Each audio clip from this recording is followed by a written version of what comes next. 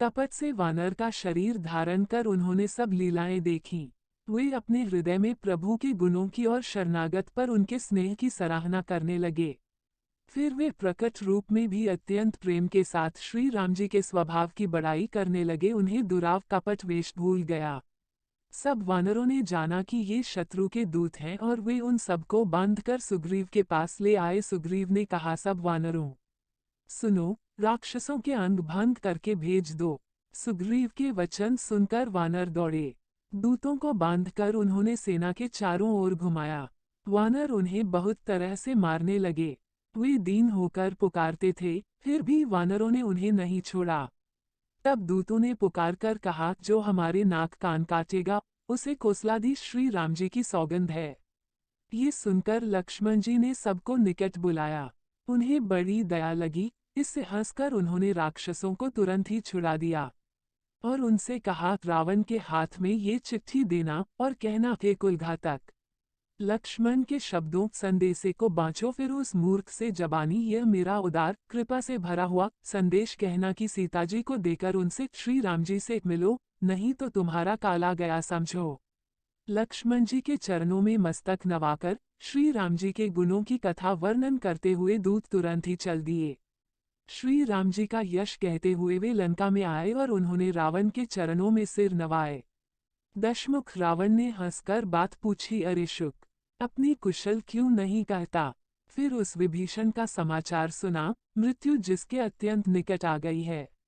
मूर्ख ने राज्य करते हुए लंका को त्याग दिया। अभागा अब जौ का कीड़ा घुन बनेगा। जौ के साथ जैसे घुन भी पिस जाता है, वैसे ही नर वानरों के साथ वह भी मारा जाएगा। फिर भालू और वानरों की सेना का हाल क्या, जो कठिन काल की प्रेरणा से यहाँ चली आई है और जिनके जीवन का रक्षक कोमल चित वाला बेचारा समुद्र बन गया है। अर्थात उनके और राक्षसों के बीच में यदि समुद्र न होता तो अब तक राक्षस उन्हें मारकर खा गए होते। फिर उन तपस्वियों की बात बता, जिनके हृदय में मेरा बड़ा डर है। उनसे तेरी भेंट हुई या वे कानों से मेरा सुयश सुनकर ही लौट गए। शत्रु सेना का तेज और बल बताता क्यों नहीं। तेरा चित्त बहुत ही चकित भौचक्का सा हो रहा है। दूत ने कहा, हे नाथ, आपने जैसे कृपा करके पूछा है वैसे ही क्रोध छोड़कर मेरा कहना मानिए, मेरी बात पर विश्वास कीजिए। जब आपका छोटा भाई श्री राम जी से जाकर मिला, तब उसके पहुंचते ही श्री राम जी ने उसको राजतिलक कर दिया। हम रावण के दूत हैं, ये कानों से सुनकर वानरों ने हमें बांधकर बहुत कष्ट दिए, यहाँ तक कि वे हमारे नाक कान काटने लगे।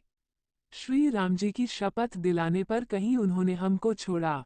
हे नाथ, आपने श्री राम जी की सेना पूछी, सो वह तो 100 करोड़ मुखों से भी वर्णन नहीं की जा सकती।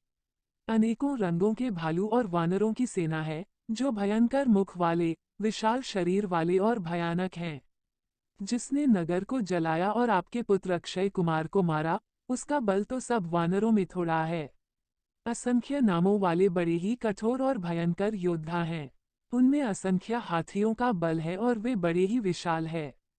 द्विविद, मयंद, नील, नल, अगद, गद, विकटास्य, दधिमुख, केसरी, निशित, शठ और जाम्बवान ये सभी बल की राशि हैं। ये सब वानर बल में सुग्रीव के समान हैं और इनके जैसे एक दो नहीं करोड़ों हैं। उन बहुत सौ को गिन ही कौन सकता है। श्री राम जी की कृपा से उनमें अतुलनीय बल है। वे तीनों लोकों को तृण के समान तुच्छ समझते हैं। हे दशग्रीव, मैंने कानों से ऐसा सुना है कि 18 पद्म तो अकेले वानरों के सेनापति हैं। हे नाथ, उस सेना में ऐसा कोई वानर नहीं है जो आपको रण में न जीत सके। सब के सब अत्यंत क्रोध से हाथ मींचते हैं, पर श्री रघुनाथ जी उन्हें आज्ञा नहीं देते। हम मछलियों और सांपों सहित समुद्र को सोख लेंगे, नहीं तो बड़े बड़े पर्वतों से उसे भरकर पूर पाट देंगे और रावण को मसल कर धूल में मिला देंगे। सब वानर ऐसे ही वचन कह रहे हैं। सब सहज ही निडर हैं, इस प्रकार गरजते और डपटते हैं मानो लंका को निगल ही जाना चाहते हैं। सब वानर भालू सहज ही शूरवीर हैं, फिर उनके सिर पर प्रभु सर्वेश्वर श्री राम जी हैं। हे रावण, वे संग्राम में करोड़ों कालों को जीत सकते हैं। श्री रामचंद्र जी के तेज, सामर्थ्य, बल और बुद्धि की अधिकता को लाखों शेष भी नहीं गा सकते। वे एक ही बाण से सैकड़ों समुद्रों को सोख सकते हैं, परंतु नीति निपुण श्री राम जी ने नीति की रक्षा के लिए आपके भाई से उपाय पूछा। उनके आपके भाई के वचन सुनकर वे श्री राम जी समुद्र से राह मांग रहे हैं, उनके मन में कृपा भी है, इसलिए वे उसे सोखते नहीं। दूत के ये वचन सुनते ही रावण खूब हंसा और बोला, जब ऐसी बुद्धि है तभी तो वानरों को सहायक बनाया है। स्वाभाविक ही डरपोक विभीषण के वचन को प्रमाण करके उन्होंने समुद्र से मचलना बालहट ठाना है। अरे मूर्ख, झूठी बड़ाई क्या करता है। बस मैंने शत्रु राम के बल और बुद्धि की थाह पाली। जिसके विभीषण जैसा डरपोक मंत्री हो, उसके लिए संसार में विजय और विभूति कहाँ। रावण के वचन सुनकर दूत का क्रोध बढ़ गया। उसने अवसर जानकर लक्ष्मण द्वारा दी गई पत्रिका निकली और कहा, श्री राम जी के छोटे भाई लक्ष्मण ने ये पत्रिका दी है। हे नाथ, इसे बचवाकर छाती ठंडी कीजिए। रावण ने हंसकर उसे बाएं हाथ से लिया और मंत्री को बुलवाकर वो मूर्ख उसे बचवाने लगा।